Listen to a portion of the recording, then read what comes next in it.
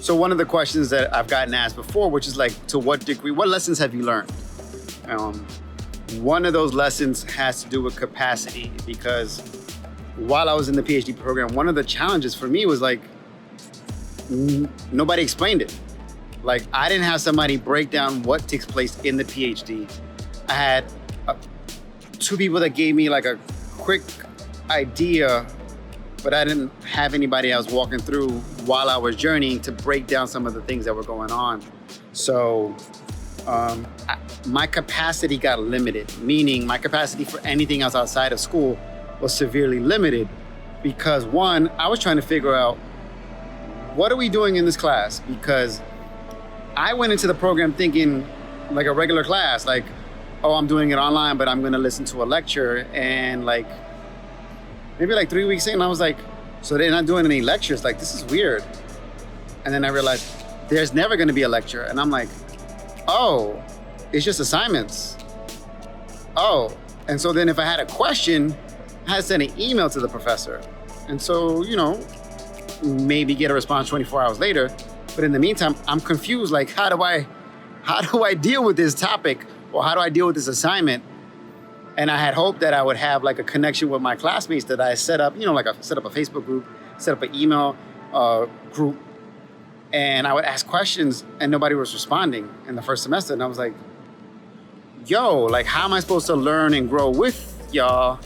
And I realized that's not how this works in this particular experience. So I'm like, oh man, like I was so busy spending my time figuring out what the heck am I supposed to be doing? And then once I figured that out, then I was like, okay, so now how do I do that? Like, there were times I was literally sitting in my living room like, so this is how I was translating in my head. So you want me to build a bridge? I don't even know how to build a bridge. So I had to teach myself what is a bridge, how it's built, and then I get to go build a bridge. Well, that's what the assignments felt like. It felt like, here's the assignment. And in my head, I'm like, well, what is that and how do you do that? So I had to go teach myself how to do that and then go do it. So it took me much longer than I don't know about all my classmates, but it took me way longer. So I say all that to get to the point of, because I was spending 45 to 60 hours a week on PhD coursework, 42 weeks out of the year, my bandwidth for anything else was so limited. And I found that there were people that I realized, oh, they're gonna pull my energy, and I only have but so much energy, so I can't even pick up this phone call because I don't have the capacity. And so one of the things that I did learn is the level of how much capacity I had available to entertain even a conversation, because I could pick up that call, but who's gonna do my homework? Because nobody's doing the homework, right, for me.